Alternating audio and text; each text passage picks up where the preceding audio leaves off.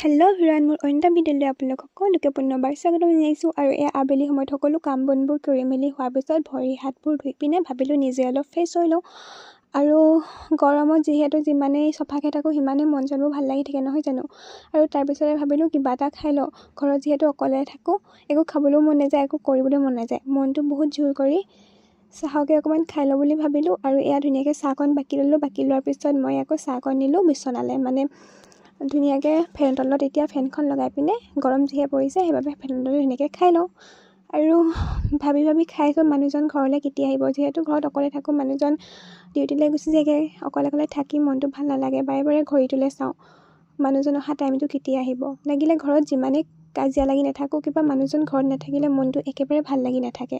আৰু অলপ সময় ৰখাৰ পিছত মোৰ ডিউটি আহি গ'ল ভাত বনোৱাৰ। আৰু বলক এতিয়া পাকঘৰৰ দিশে যাওঁ।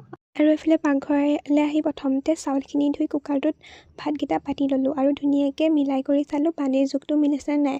আৰু পানীৰ জোখটো মিলিছে, সেইবাবে ধুনীয়াকৈ কুকাৰটো গেছত পাতি দিলোঁ। তাৰপিছত পাতি হোৱাৰ পিছত মোৰ আকৌ মনলৈ ধান্দা আহিলে, এতিয়া মই আঞ্জা কি বনাওঁ। আপোনালোকৰ কাৰ মোৰ নিচিনা হয় জনাবচোন। পাকঘৰলৈ আহি সদায় ভাবি থাকিবলৈ হয় কি বনাম। আৰু ভাবি থাকোঁতে কুকাৰৰ চিটিয়ে মাৰিলে। আৰু বেছি নেভাবি মই ধুনীয়াকৈ কেৰাহীখন পাতি দিলোঁ। আৰু এইফালে আকৌ আছিলে আলু জিকা দাইল, ভাবিলোঁ আলু জিকা দালিকে বনাই দিওঁ। আৰু কেৰাহীখন গৰম হোৱা দেখি তেল এইফালে দি দিলোঁ। তেল দিয়াৰ পিছত তেল পকা, মই সদায় আকৌ দাইলত তেল কমকৈ দিয়ে খাওঁ দেই। আপোনালোকে কোনে মোৰ দৰে তেল কমকৈ দি খাই ভাল পায় জনাবচোন। আৰু এইফালে তেল পকাৰ পিছত পিঁয়াজ নিমখ হালধি দিয়ে দিলোঁ। আৰু দেই পিঁয়াজ নিমখ হালধি দি ধুনীয়াকৈ লৰাই মেলি পিনে এইফালে জিকা আলু দাইলখিনি ধুনীয়াকৈ দি দিলোঁ। আৰু এয়া অলপ লৰাই মেলি পিনে ঢাকনাখনেৰে অলপ সময়ৰ কাৰণে ঢাকি থৈ দিলোঁ। মই একো ৰেচিপি টাইপত দিয়া নাই দেই, এনেই মই ৰাতি সাজটো কিহেনো খাইছোঁ তাকে আপোনালোকক অকণমান দেখাবলৈ চেষ্টা কৰিছোঁ। আৰু ঢাকনাখন যিহে গৰম, যেনে তেনে আঁতৰাই পিনে এয়া দেখিলোঁ পানী দিবলৈ সময় হৈ গৈছে। আৰু ধুনীয়াকৈ লৰাই মেলি পানীকণ দি দিলোঁ।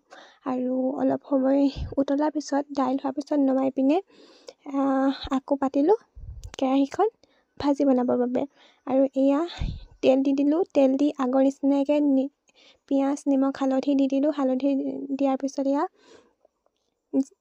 কুন্দুলি আলু ভাজি দিলোঁ। আৰু কুন্দুলি ভাজি আপোনালোকে কোনে খাই ভাল পায় জনাবচোন। মই আকৌ খাই বহুত বেছিয়ে ভাল পাওঁ দেই। মই মানুহজনক বজাৰলৈ গ'লে কুন্দুলিটো আনিবলৈ নাপাহৰিবা বুলি জনাই থৈ দিওঁ। আৰু সেইকাৰণে মানুহজনেও আনি থৈয়ে দিয়ে। আৰু আজি ৰাতিৰ সাজটো আমাৰ এনেকৈ তৈয়াৰ কৰা হ'ল। আপোনালোকে মোৰ ভিডিঅ'বোৰ যদি চাই ভাল পায় তেনেহ'লে like comment share and subscribe কৰি দিবলৈ নাপাহৰিব দেই। আকৌ লগ পাম নেক্সট এটা ভিডিঅ'ৰ সৈতে।